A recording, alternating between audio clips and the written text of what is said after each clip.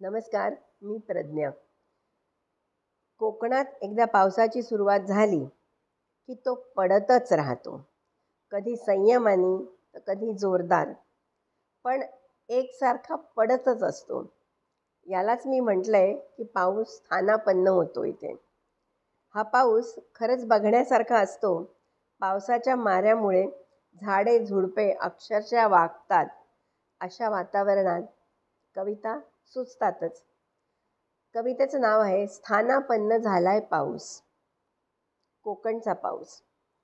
पाऊस पडतोय मनापासून, पाऊस पडतोय मनापासून, केव्हापासून पंचम लावून, केव्हापासून पंचम लावून, ढगातला भार आणतोय वाहून, ढगातला भार आणतोय वाहून, हलका करतोय सकाळपासून, हलका करतोय सकाळपासून, बेदम पडतोय दुपारपासून, बेदम पडतोय दुपारपासून, सूर्यदर्शनही नाही कालपासून, सूर्यदर्शनही नाही कालपासून, जमीन गेलीये पार भिजून, झाडे झुडपे गेली वाकून.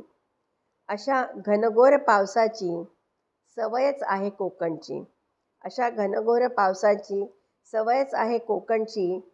हौस असेल पाऊस बघायची, तर सरळ कोकणची वाट धरायची.